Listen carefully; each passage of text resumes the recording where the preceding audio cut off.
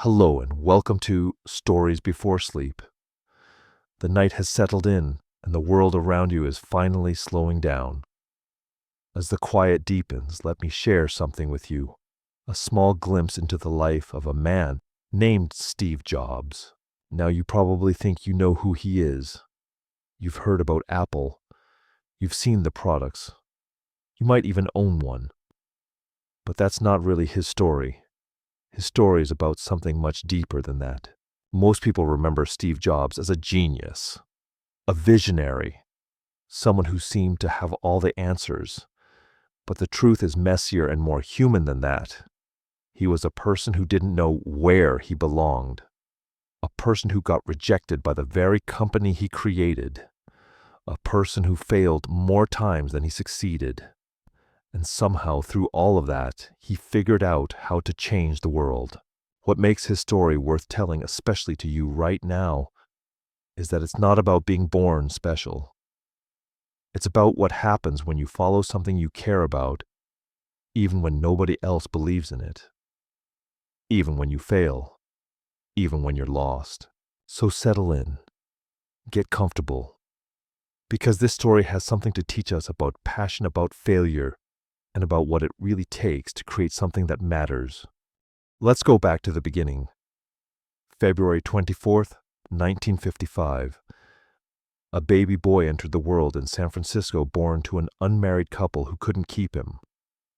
His biological mother, Joanne Schiebel, came from a prominent family. His biological father, Abdul Fattah Jandali, came from Syria.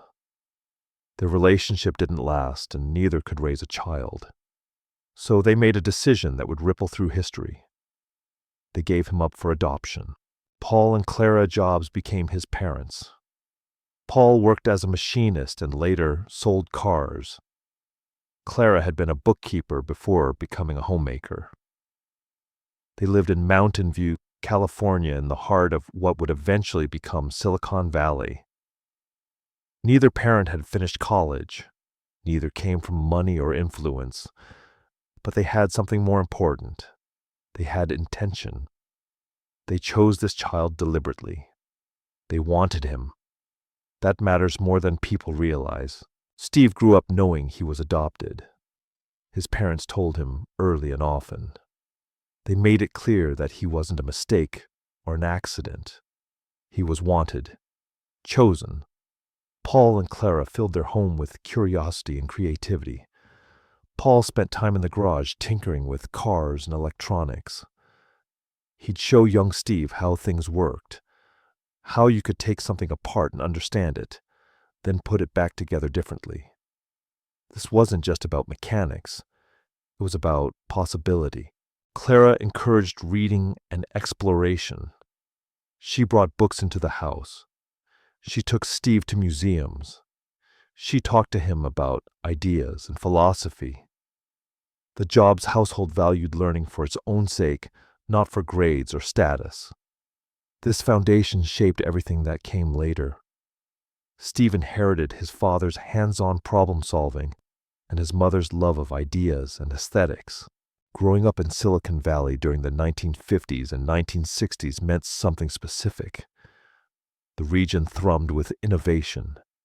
Hewlett-Packard had started in a garage. Intel was beginning to transform the world. Engineers and entrepreneurs lived in the neighborhoods around him. The culture celebrated tinkering, building, creating. It wasn't about following rules. It was about breaking them intelligently. Steve attended Homestead High School in Cupertino. By most measures, he was a difficult student. He didn't fit neatly into the system. He questioned authority. He found most classes boring.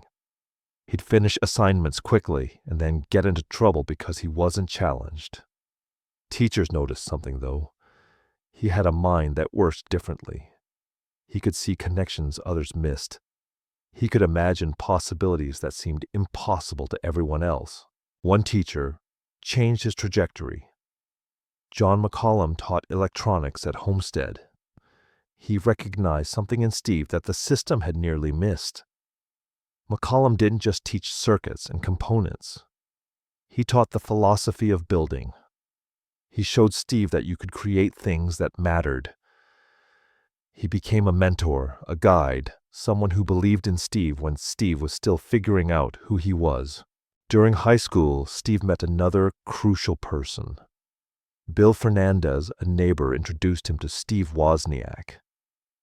Wozniak was 5 years older, already obsessed with electronics. The two Steves clicked immediately. Wozniak had the technical brilliance. Jobs had the vision and the drive. They'd spend hours talking about technology, about what computers could become about the future. These conversations planted seeds that wouldn't sprout for years. Steve's teenage years reveal something important about his character. He wasn't naturally gifted in the way people usually think about genius. He wasn't the smartest person in every room. What he possessed was different. He had an almost stubborn refusal to accept things as they were. He questioned everything. Why did school have to be boring? Why did computers have to be huge machines in laboratories? Why couldn't ordinary people have access to technology? These questions drove him. He also developed a complicated relationship with his identity. He knew he was adopted. He knew his parents weren't his biological parents. Part of him wondered about the people who gave him up. Did they think about him? Who was he really? Where did he come from? These questions about belonging and identity ran deeper than most teenagers experience. They shaped how he saw himself and his place in the world. By the time Steve graduated from high school in 1972, he'd begun to understand something about himself. He thought, I don't fit into the normal categories. I'm not the smartest. I'm not the most talented. But I see things differently. I want to build something that matters. I want to create something that changes how people think. He didn't have the words for it yet. He didn't have a plan. But he had a direction, a pull towards something he couldn't quite name. His parents encouraged him to go to college. They believed in education even though neither had completed their own degrees. Steve enrolled at Reed College in Portland, Oregon, in the fall of 1972. Reed was expensive. The Jobs family didn't have much money. Paul and Clara made sacrifices to send him there. Steve felt the weight of that investment. He also felt something else.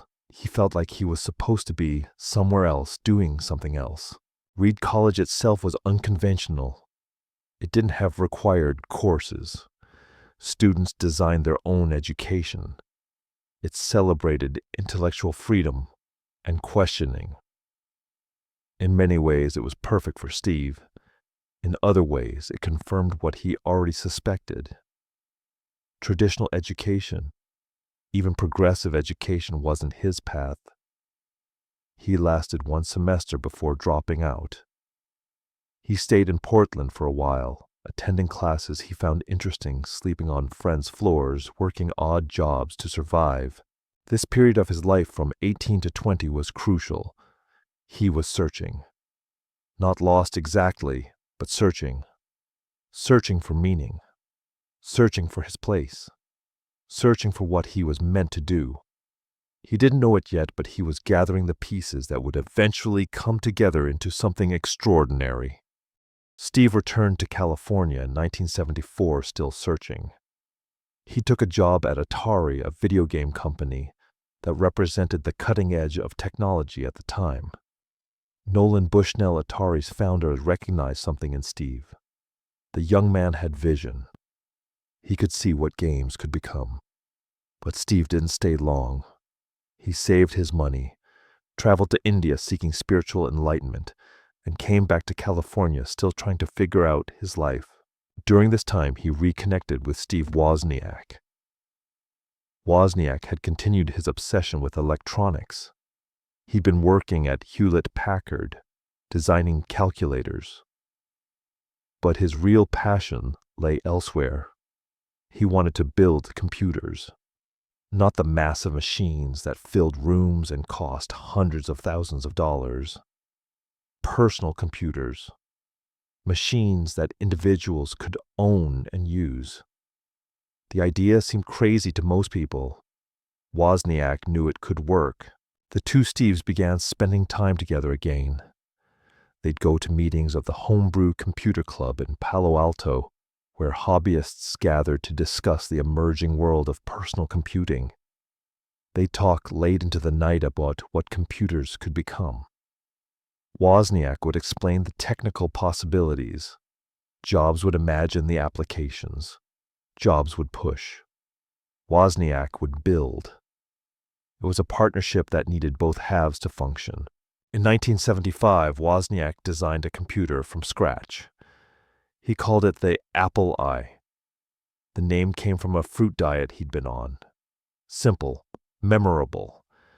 The computer itself was remarkable for what it wasn't. It wasn't huge. It didn't require a separate power supply or cooling system. It was elegant in its simplicity. Wozniak had created something genuinely revolutionary, though neither of them fully understood it yet. Jobs saw the potential immediately. He understood something Wozniak didn't quite grasp. This wasn't just a technical achievement. This could change everything. But it needed to be more than a hobby project. It needed to be a business. He convinced Wozniak that they should start a company. Wozniak was reluctant. He had a good job at Hewlett-Packard. He liked his security. Jobs pushed harder. This was the moment. This was what they'd been building toward. They needed money to get started. Jobs sold his Volkswagen van. Wozniak sold his Hewlett-Packard calculator. They scraped together about $1,300. They set up shop in the Jobs family garage in Los Altos. Paul and Clara supported the venture, even though they didn't fully understand what their son was trying to do. The garage became their factory, their office, their entire operation. On April 1st, 1976, they officially founded Apple Computer Company. The name reflected their philosophy. Computers didn't need to be intimidating or corporate. They could be friendly, approachable, like fruit, like something natural and good. The logo came later, but the spirit of the name captured what they were trying to do. The early days were chaotic and exhausting. They built the Apple I computers by hand in that garage. Jobs handled the business side. He contacted computer stores. He convinced the Byte Shop in Mountain View to order 50 computers at $500 now each. That first order saved the company. It gave them legitimacy and cash flow. Wozniak continued refining the design, improving the technology, pushing toward something better. Jobs thought about this constantly. We're not just building computers, we're democratizing technology. We're putting power in people's hands. Everyone said it couldn't be done. Everyone said computers needed to be massive and expensive and complicated. But we're proving them wrong. This is just the beginning. He didn't know how far it would go. He couldn't predict the future. But he knew they were onto something important.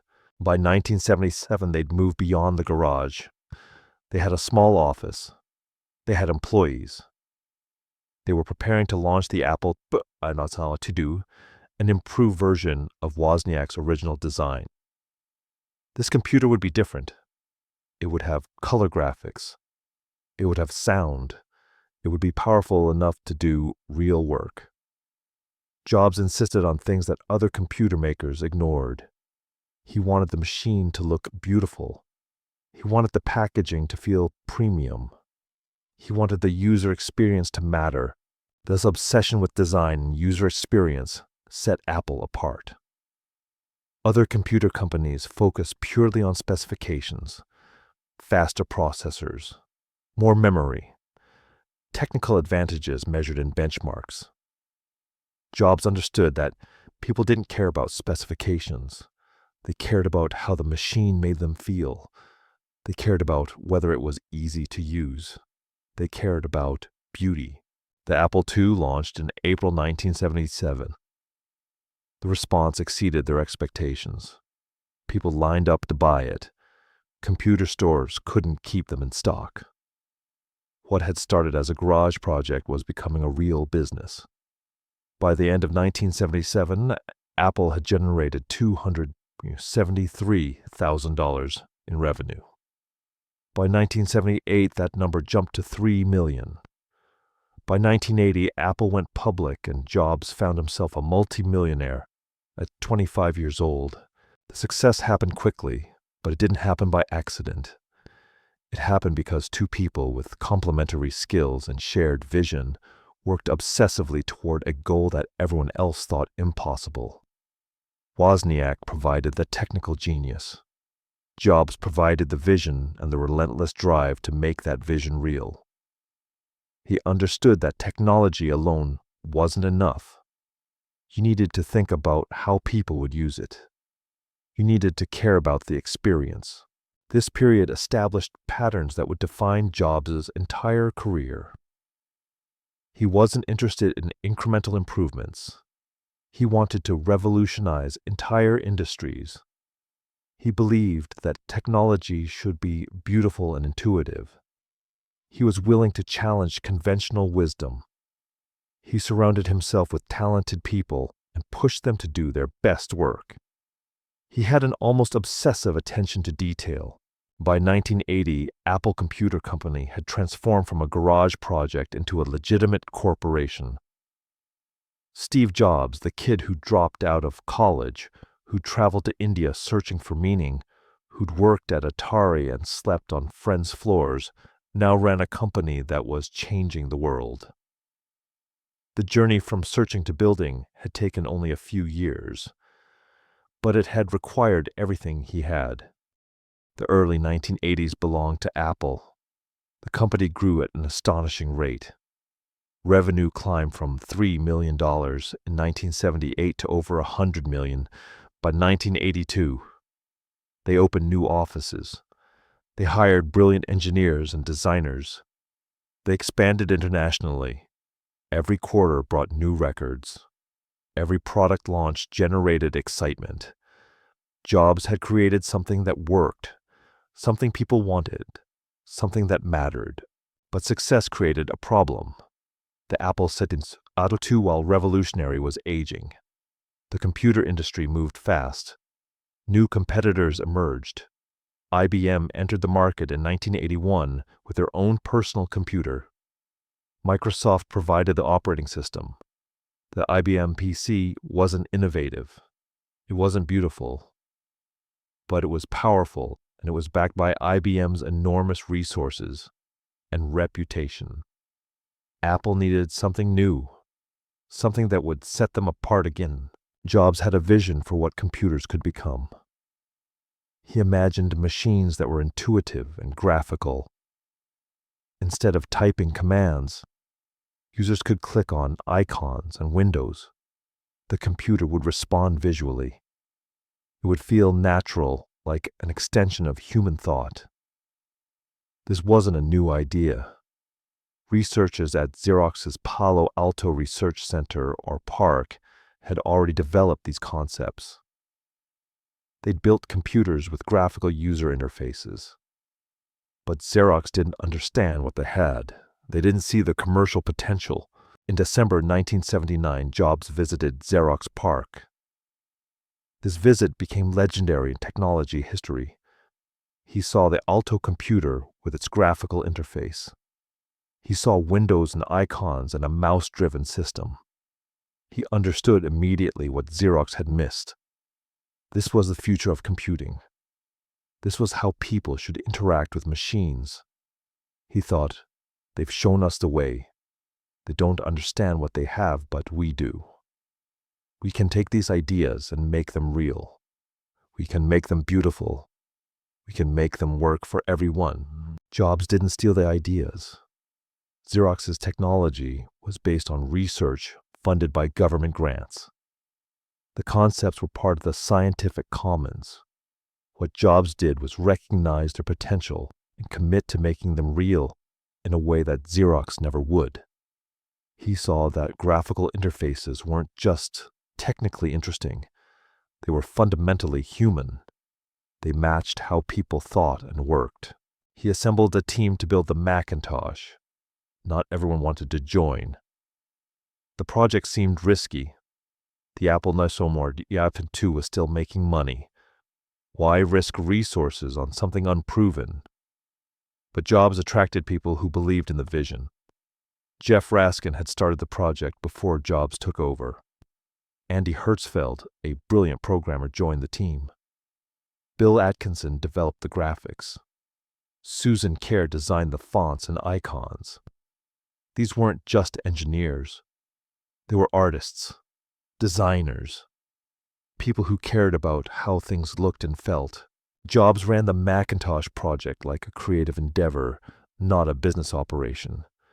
He'd gather the team and talk about what they were building, not the specifications, not the market opportunity, the meaning, the impact.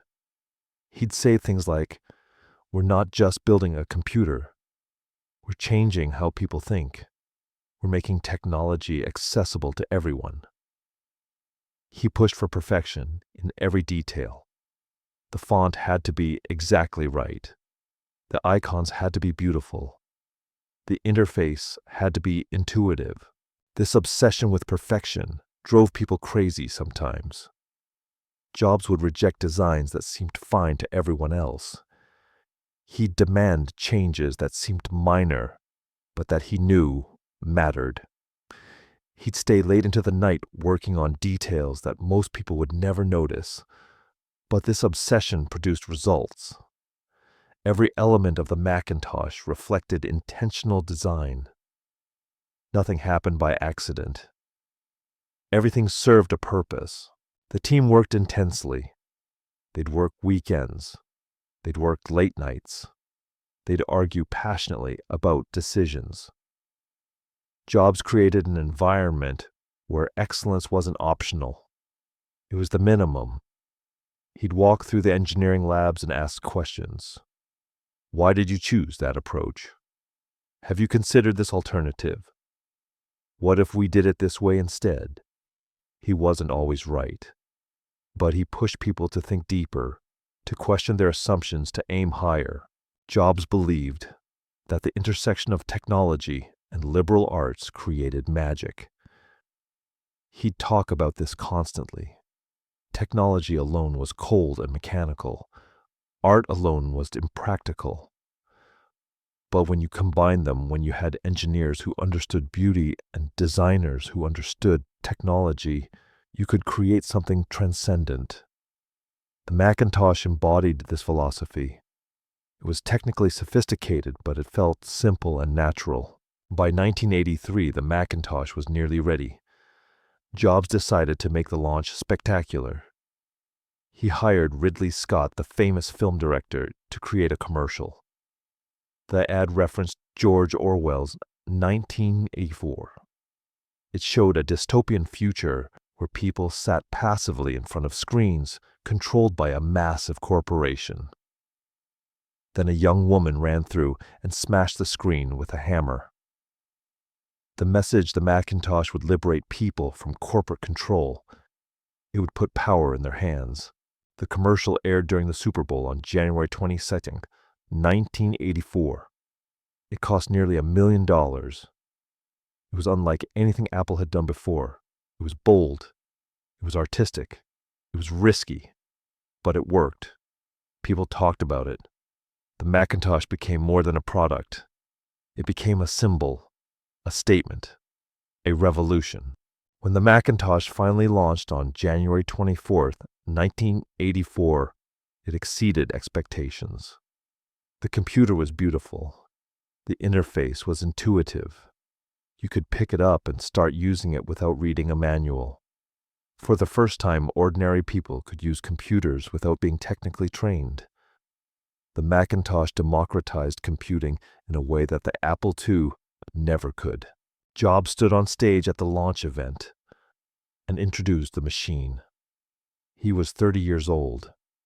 He'd built a company that was changing the world. The Macintosh represented the culmination of everything he'd learned since that first garage project. It showed what happened when you combined technical excellence with artistic vision, when you refused to compromise, when you believed that ordinary people deserved extraordinary tools.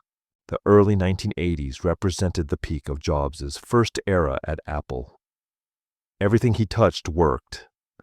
Every decision seemed right. Every product launched successfully. He'd proven that his vision wasn't just idealistic. It was commercially viable. People wanted what he was building. They were willing to pay for it. The future seemed limitless. Success created new problems. Apple grew so quickly that the company needed professional management.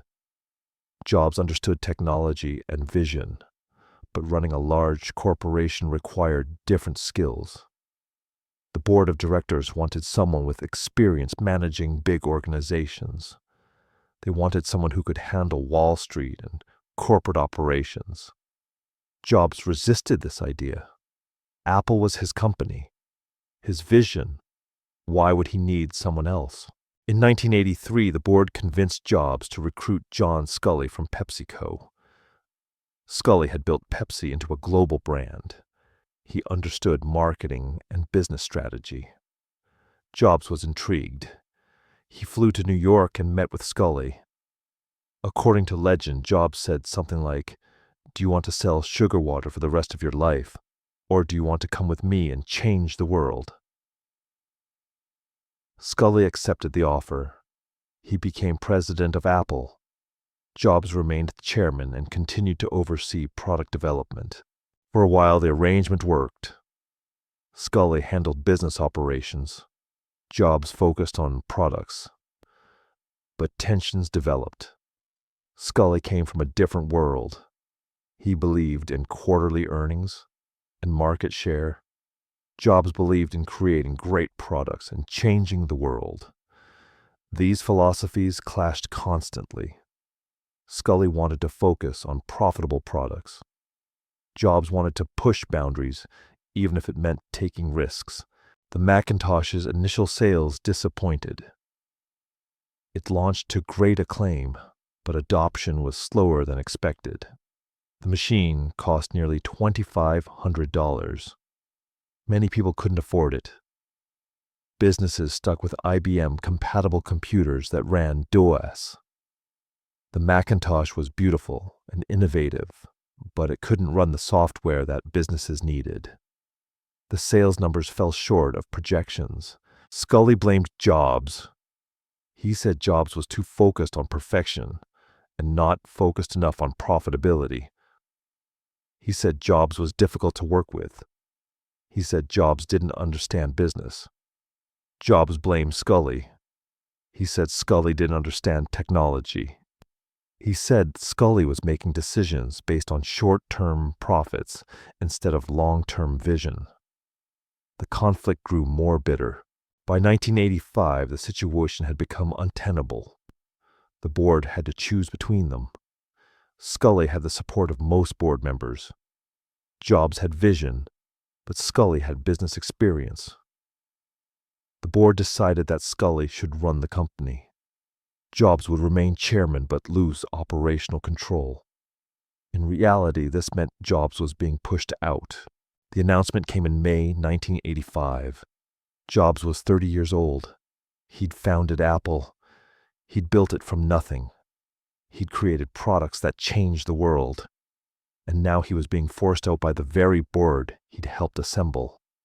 The public announcement tried to soften the blow, but everyone understood what had happened. Jobs had lost control of his company. He thought about this constantly in those first weeks. How did this happen? I built this company. I created the products that made Apple successful.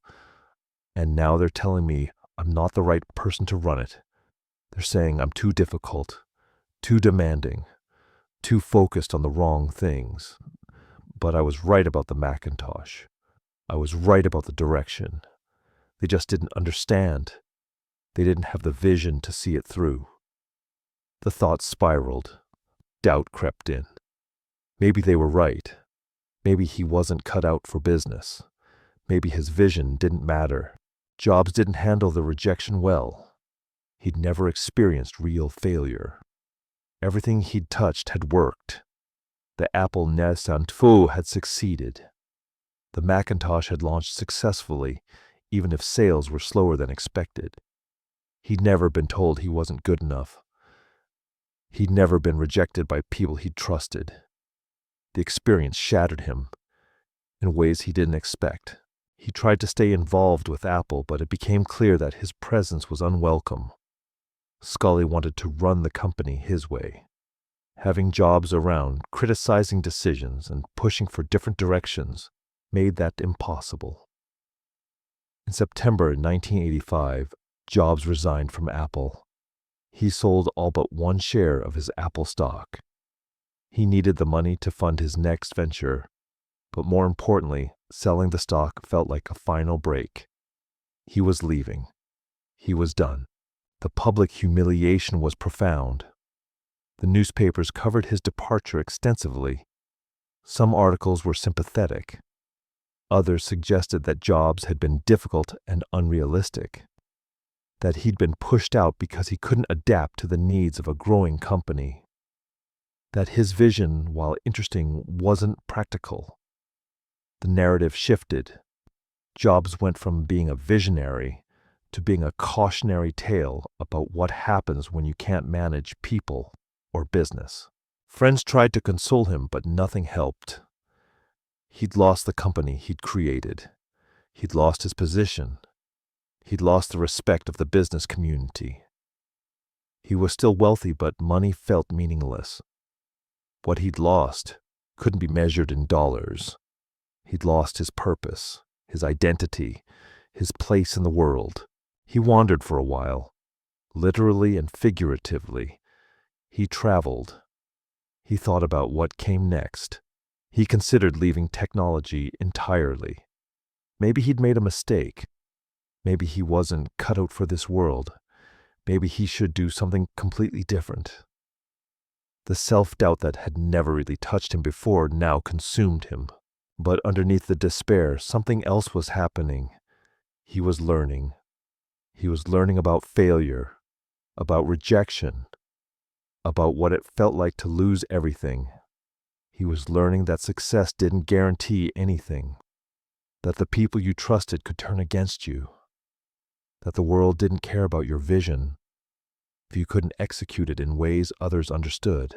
This period from May 1985 to late 1985 represented the darkest moment of his life. Not because he was poor or suffering materially. He had money. He had options. But because he'd lost his identity. He'd lost the thing that defined him. He'd lost Apple. And in losing Apple, he'd lost himself. What he didn't know yet was that this loss would become his greatest teacher, that the pain of rejection would reshape him, that failure would teach him lessons that success never could, that sometimes you have to lose everything to understand what really matters. In late 1985, Jobs made a decision. He wouldn't disappear. He wouldn't give up on technology. Instead, he'd start something new. He founded Next Computer with the goal of building powerful computers for education and business. The vision was ambitious. He wanted to create machines that were more advanced than anything Apple was making.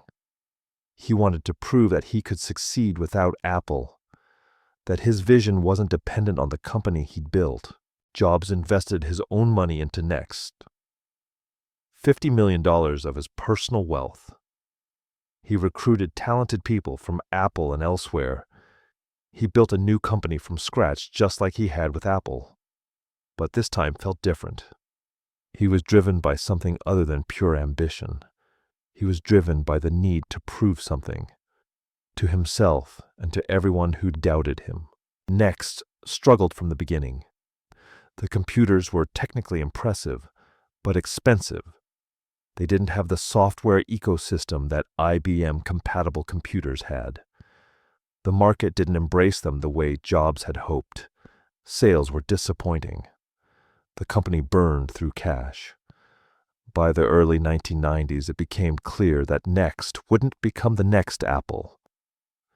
The dream of building a computer company that would change the world had failed. But something else happened during this period that would matter far more. In 1986, Jobs made an investment that seemed strange at the time. He bought the computer division of Lucasfilm, the company founded by George Lucas. The division was called the Graphics Group. It specialized in computer graphics and animation. Jobs paid $10 million for it. Most people thought he'd lost his mind. Computer graphics, animation. What did that have to do with computers? Jobs renamed the company Pixar. He believed in the technology. He believed in the people running it, particularly Edwin Catmull and Alvy Ray Smith. He believed that computer animation would eventually become the future of filmmaking. But more importantly, he believed in the vision of what Pixar could become. He invested another $50 million into the company over the next decade. He became its majority shareholder and chairman. Pixar struggled too at first. The company lost money consistently. Jobs kept funding it anyway. He believed in the long-term vision, even as the short-term results disappointed. This was different from his approach with Apple and Next. With those companies, he'd focused on immediate success. With Pixar, he was willing to wait. He was willing to invest in something that might not pay off for years. During this period, Jobs experienced something he'd never experienced before. He had time to think, time to reflect, time to question his assumptions. Next wasn't consuming all his attention the way Apple had. Pixar was interesting, but didn't require his constant involvement. For the first time in his adult life, he had space to consider bigger questions. Who was he? What did he really want? What was he trying to prove? In 1991, Jobs made another significant decision. He decided to search for his biological parents.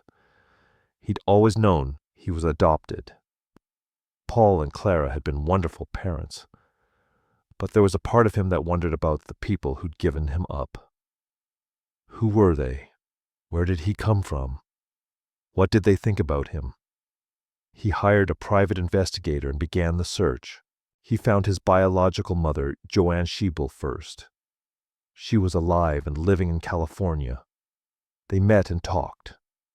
She told him about his biological father, Abdulfattah Jandali. She explained the circumstances of his adoption. She told him why she and Jandali couldn't raise him.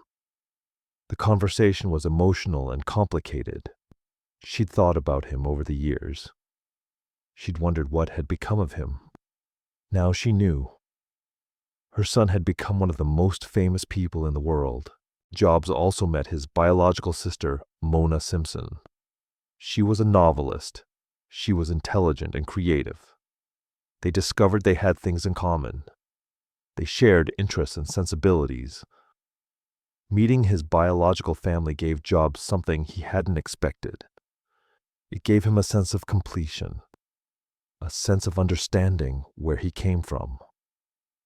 Not just geographically, but spiritually. He understood himself better after meeting them. This period of reflection changed how Jobs thought about his life. He thought, I've been running so fast, building, creating, proving myself. But to whom and why I was rejected by Apple, I thought that meant I'd failed. But maybe failure is just part of the journey. Maybe the point isn't to win. Maybe the point is to create something meaningful, to do work that matters, to connect with people and ideas that resonate with you. The realization didn't come all at once. It came slowly over months and years. Jobs began to see his life differently. The rejection from Apple wasn't the end of his story. It was a turning point. It forced him to think about what he really cared about. It taught him humility. It taught him that success and failure weren't as important as he'd thought. What mattered was the work itself. The vision, the people you worked with, the impact you had. His investment in Pixar reflected this new perspective. He wasn't investing because he thought it would make him rich. He was already rich. He was investing because he believed in the vision, because he believed that computer animation would change filmmaking, because he believed in the people running the company. He was willing to wait. He was willing to be patient. He was willing to support something that might not succeed. By the mid-1990s, Jobs had transformed. He was no longer the young, hungry entrepreneur desperate to prove himself. He was a man who'd experienced failure and survived it. A man who'd learned that rejection wasn't fatal. A man who understood that the journey mattered more than the destination. He still had ambition. He still wanted to create great things. But the desperation was gone. The need to prove something had been replaced by a genuine desire to do meaningful work. Pixar was about to change his life in ways he couldn't predict. The company was developing technology and techniques that would revolutionize animation. A partnership with Disney was being negotiated. A film called Toy Story was in development. Jobs didn't know it yet, but his greatest success was still ahead of him. But this time when success came, he'd understand it differently. He'd understand that it was just one part of a larger journey. Apple in the mid-1990s looked nothing like the company Jobs had built. John Sculley had left in 1993. Michael Spindler took over as CEO. Then Gil Amelio became CEO in 1996. The company lurched from strategy to strategy. The Macintosh line had lost market share to Windows-based computers. The company was bleeding money. Investors were losing confidence. Apple seemed to be dying. The problem was fundamental. Apple had lost its way. Without Jobs' vision, without his obsession with design and user experience, Apple had become just another computer company.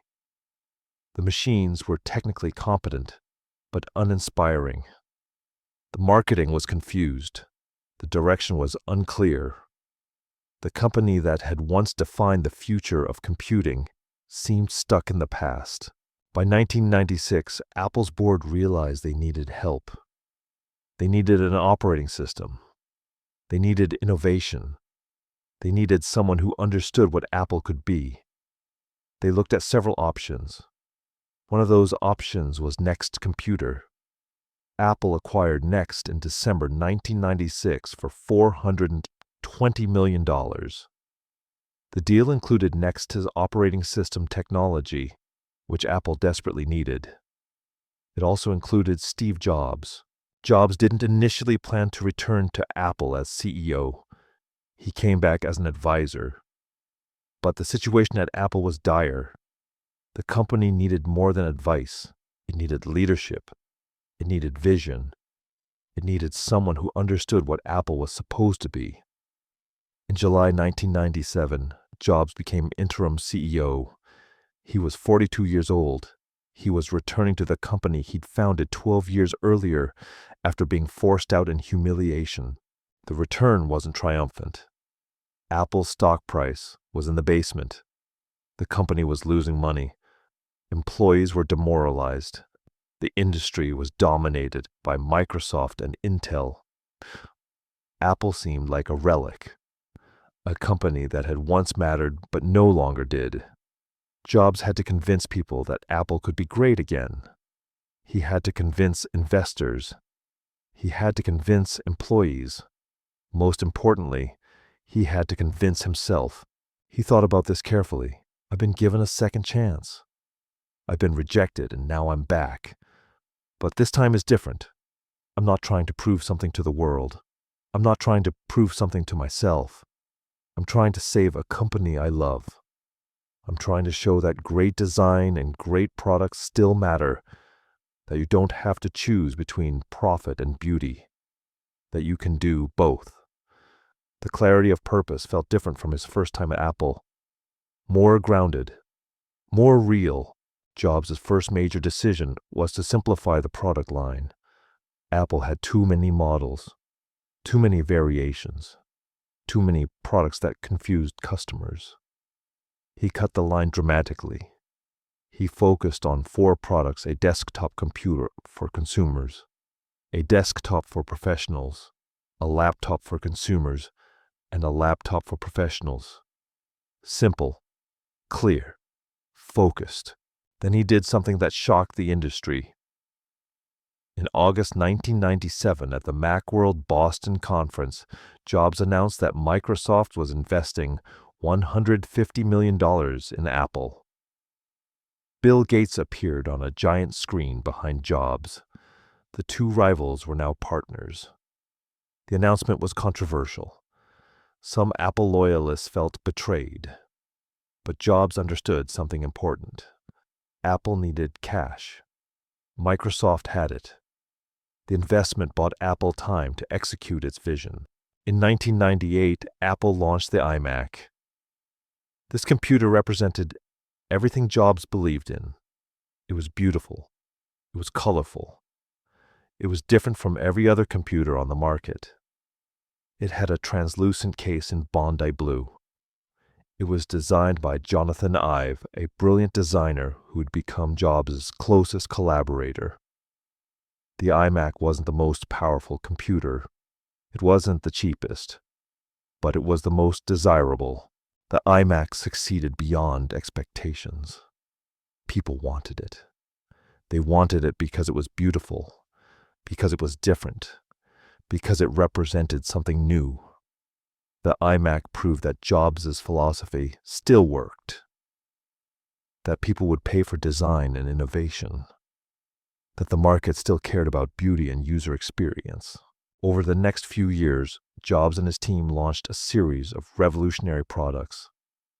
The iBook in 1999 brought the same design philosophy to laptops. The iPod in 2001 revolutionized portable music.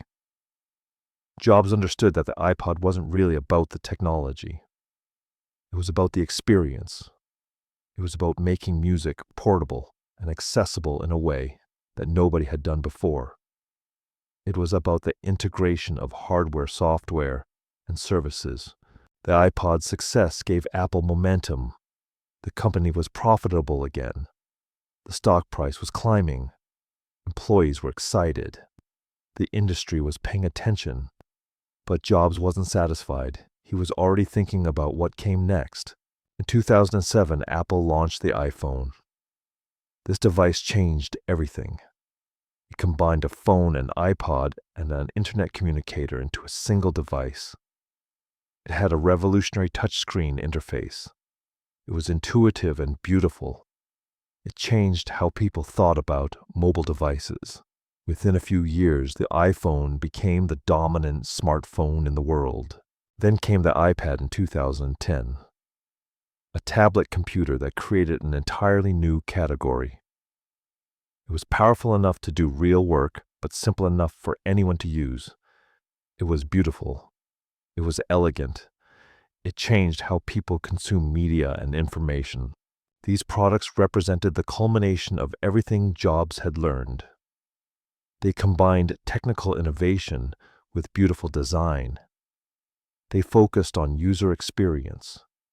They integrated hardware, software, and services seamlessly.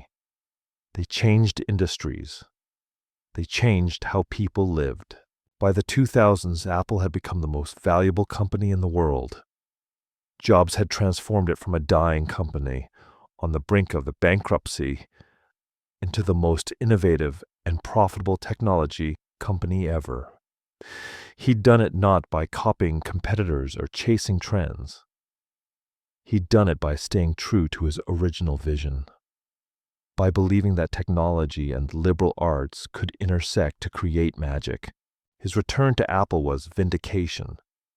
It proved that he'd been right all along, that his vision mattered, that his obsession with design and user experience wasn't a distraction from business. It was the foundation of business. It was what made great companies great. But more importantly, his return showed something else. It showed that failure wasn't final, that rejection wasn't the end of the story, that you could lose everything and come back stronger, that the journey mattered more than any single moment of success or failure. Steve Jobs' life teaches us something fundamental about how innovation actually happens. Most people think innovation comes from pure technical brilliance, from being the smartest person in the room, from having the best credentials or the most experience. But Jobs' story shows us something different. Innovation comes from passion. It comes from caring deeply about something. It comes from refusing to accept things as they are. Jobs wasn't the best programmer. Steve Wozniak was the technical genius.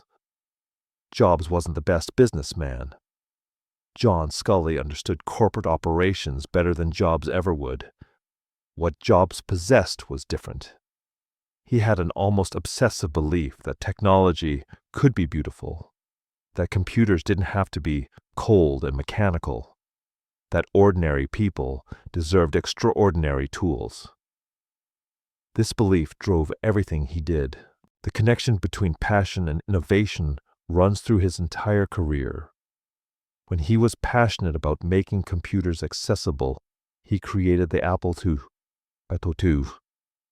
When he was passionate about graphical interfaces, he created the Macintosh. When he was passionate about portable music, he created the iPod. When he was passionate about intuitive phones, he created the iPhone. Every major innovation in his life came from genuine passion, not from market research or focus groups. But passion alone wasn't enough. Jobs also had something else. He had the ability to see connections that others missed. He'd studied calligraphy at Reed College. He'd traveled to India. He'd worked at Atari. He'd invested in Pixar. These experiences seemed random and disconnected, but they all informed his work. The calligraphy influenced his obsession with typography and design. The Pixar investment taught him about animation and storytelling. The Atari experience taught him about user interfaces. In a famous speech at Stanford University in 2005, Jobs talked about this. He called it connecting the dots. He explained that you can't connect the dots looking forward. You can only connect them looking backward. You have to trust that the dots will somehow connect in your future. This philosophy shaped how he lived. He followed his interests. He pursued what fascinated him. He trusted that it would all make sense eventually. But the most important lesson from Jobs' life might be about failure. His greatest innovations came not from his successes, but from his failures. The rejection from Apple in 1985 devastated him, but it also freed him. It forced him to think about what he really cared about. It taught him humility. It taught him that success wasn't guaranteed. It taught him that you could lose everything and survive. When Jobs returned to Apple, he was different. He was no longer the young, hungry entrepreneur, desperate to prove himself. He was a man who'd experienced failure and learned from it. He understood that the goal wasn't to win at all costs. The goal was to create something meaningful, to do work that mattered, to make a difference. This perspective born from failure made him a better leader. Jobs thought about this deeply during his years away from Apple. Failure taught me something that success never could. It taught me that my worth as a person isn't determined by my accomplishments. It taught me that rejection isn't fatal. It taught me that the most important thing is to do work that you believe in, to create things that matter, to connect with people and ideas that resonate with you.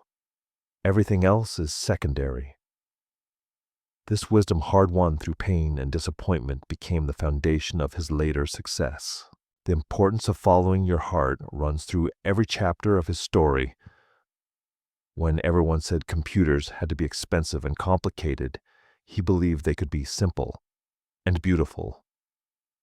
When everyone said personal computers were a niche market, he believed they could change the world. When everyone said you couldn't make money on design and user experience, he proved them wrong. He followed his heart even when it meant going against conventional wisdom. This willingness to trust his intuition over market data distinguished Jobs from other business leaders. He didn't ask customers what they wanted. He believed that customers didn't know what they wanted until you showed them.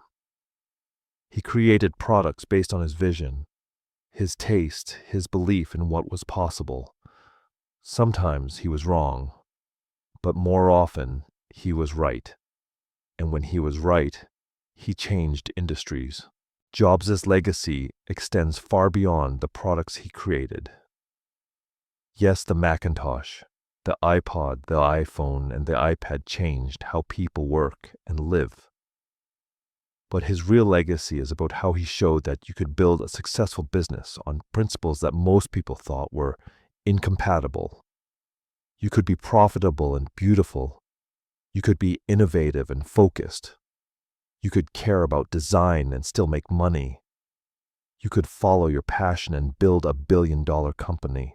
He also showed that failure wasn't the end of the story, that rejection could lead to growth, that the worst moments of your life could become the most important, that you could lose everything and come back stronger. This lesson matters to everyone who's ever failed at something, everyone who's ever been rejected, everyone who's ever wondered if they'd made a mistake. Jobs understood something fundamental about human nature. People don't just want products. They want meaning. They want to be part of something bigger than themselves. They want to connect with ideas and people that matter. The products he created were beautiful and functional, but more importantly, they represented a philosophy. They represented the belief that technology could enhance human life, that it could be elegant and accessible, that it could change the world. In his later years, Jobs reflected on his life with a clarity that comes only from experience. He thought, the only way to do great work is to love what you do. You have to find what you love. And that is as true for your work as it is for your lovers. Your work is going to fill a large part of your life. The only way to be truly satisfied is to do what you believe is great work. And the only way to do great work is to love what you do. If you haven't found it yet, keep looking. Don't settle. As with all matters of the heart, you'll know when you find it. This wasn't just philosophy. It was the distilled wisdom of a life lived with passion and purpose. Jobs' journey from a garage in Los Altos to becoming one of the most influential people in history teaches us that greatness doesn't come from being born special. It comes from caring deeply about something.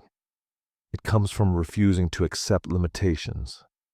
It comes from following your passion even when others doubt you. It comes from learning from failure. It comes from trusting your intuition. It comes from believing that you can make a difference. So here we are at the end of Steve Jobs' story. A boy who didn't know where he belonged became a man who changed how millions of people work and live. He experienced triumph and devastating failure. He created revolutionary products and lost control of his company. He wandered in the wilderness and found his way home. His journey wasn't a straight line to success. It was messy and complicated and human. As you lie there in the quiet, thinking about what you've heard, I want you to consider something. Jobs' story isn't really about computers or products. It's about following what matters to you. It's about trusting yourself even when others doubt you. It's about understanding that failure isn't the opposite of success. It's part of the path toward it. You don't need to build a technology company to apply his lessons. You need to find what you care about. You need to pursue it with intention. You need to accept that the journey will include setbacks and disappointments. And you need to believe that those setbacks are teaching you something valuable. Your own story is still being written. The dots of your life haven't connected yet, but they will. Trust that. Rest now, knowing you're exactly where you need to be.